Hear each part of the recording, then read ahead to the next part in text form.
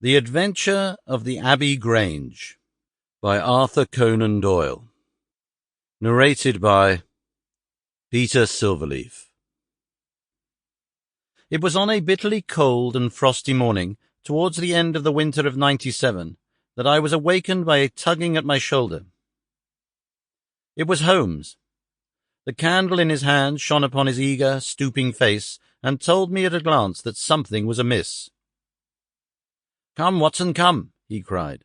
"The game is afoot. Not a word. Into your clothes and come." 10 minutes later we were both in a cab and rattling through the silent streets on our way to Charing Cross Station. The first faint winter's dawn was beginning to appear, and we could dimly see the occasional figure of an early workman as he passed us, blurred and indistinct in the opalescent London reek. Holmes nestled in silence into his heavy coat, and I was glad to do the same, for the air was most bitter, and neither of us had broken our fast. It was not until we had consumed some hot tea at the station and had taken our places in the Kentish train that we were sufficiently thawed, he to speak and I to listen. Holmes drew a note from his pocket and read aloud. "Abbey Grange, Marsham, Kent, 3:30 a.m.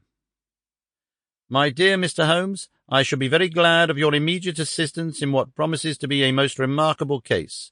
It is something quite in your line. Except for releasing the lady, I will see that everything is kept exactly as I have found it, but I beg you not to lose an instant, as it is difficult to leave Sir Eustace there. Yours faithfully, Stanley Hopkins." Hopkins has called me in 7 times, and on each occasion his summons has been entirely justified, said Holmes.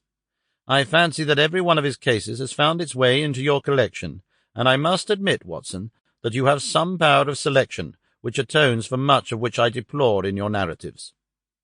Your fatal habit of looking at everything from the point of view of a story instead of as a scientific exercise has ruined what might have been an instructive and even classical series of demonstrations. You slur over work of the utmost finesse and delicacy, in order to dwell upon sensational details which may excite, but cannot possibly instruct the reader.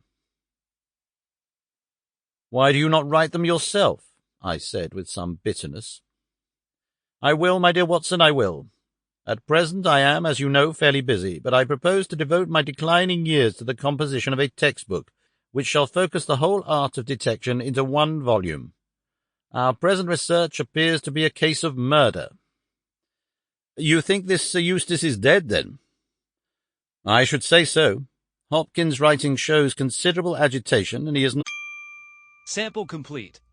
Ready to continue?